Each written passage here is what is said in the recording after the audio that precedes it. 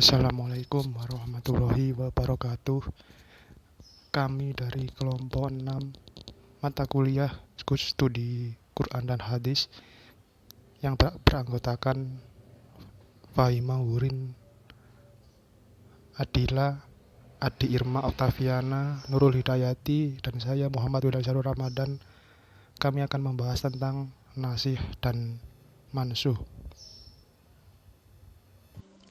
Pembahasan kali ini yakni mengenai nasih dan mansuh.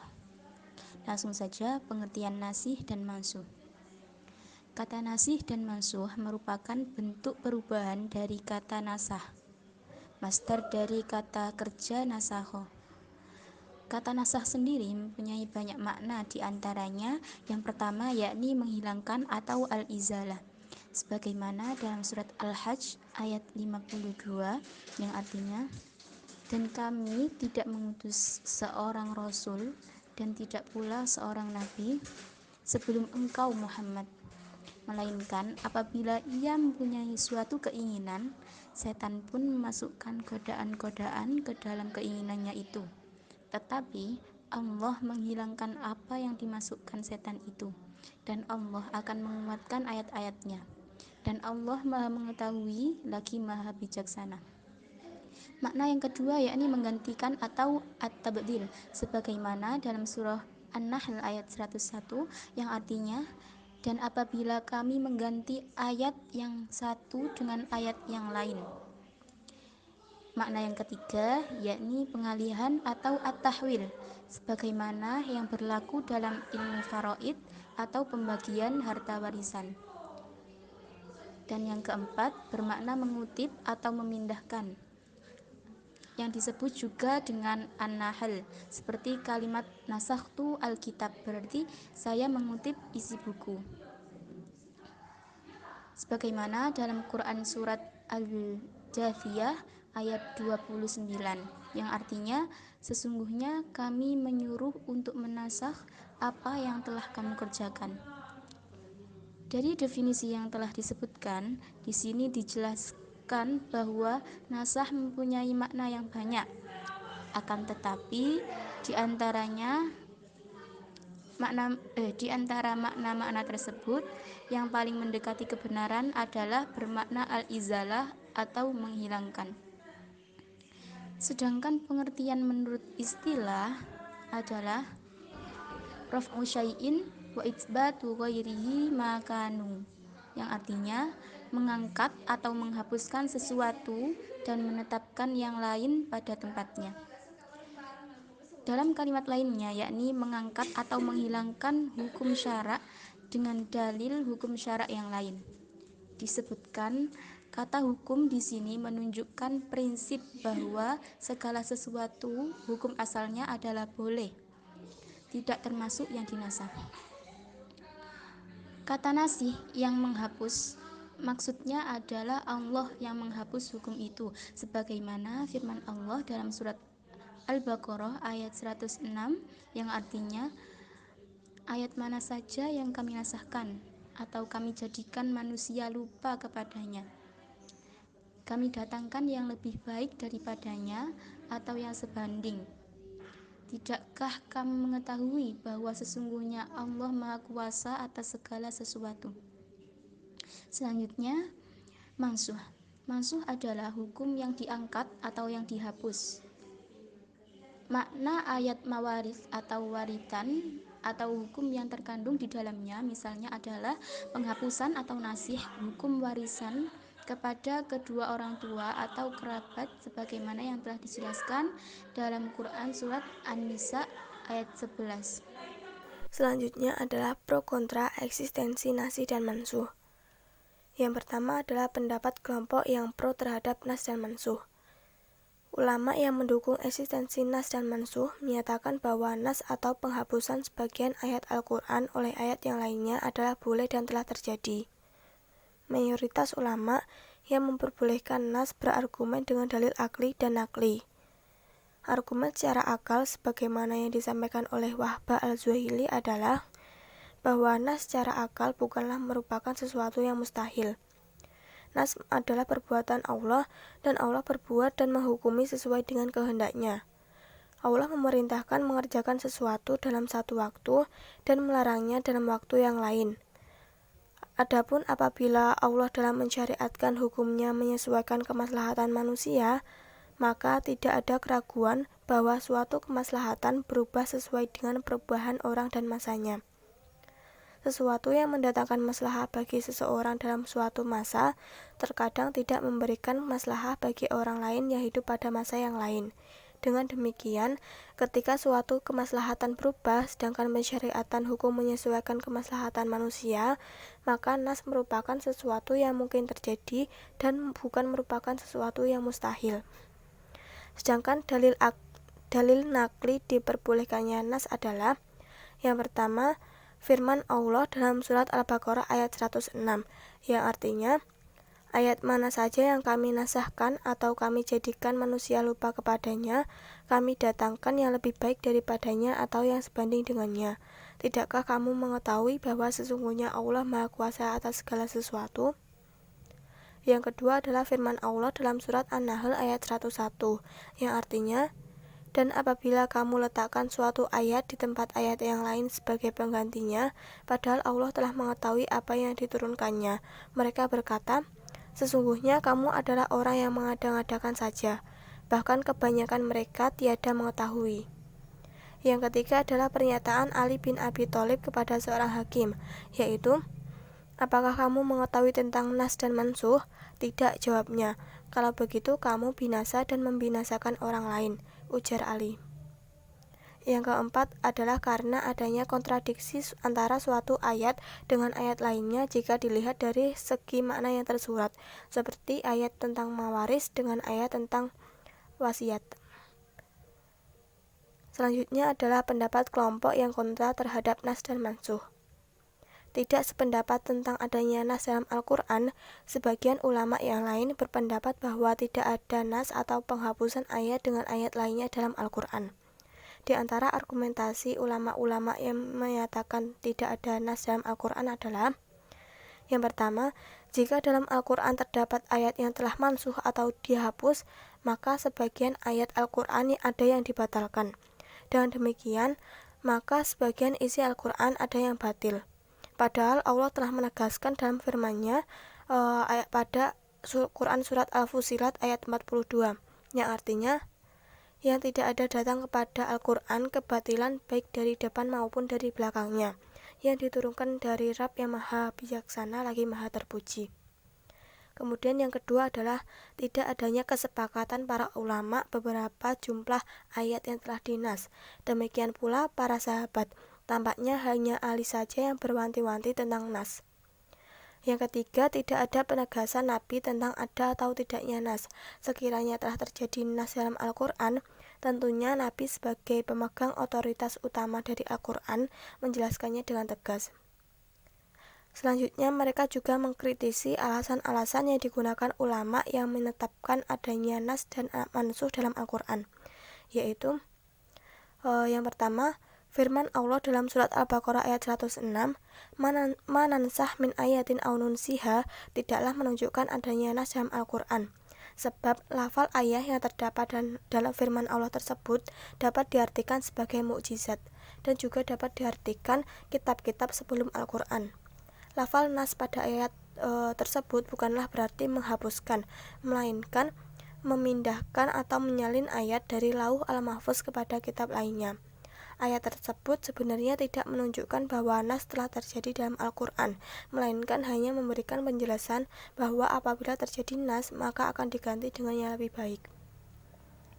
Yang kedua, mengenai ayat wa idza badalna ayatan makana ayatin wa wallahu a'lamu bima yunazzilu, dapat ditakwil sesuai dengan konteks ayat-ayat sesudah dan sebelumnya.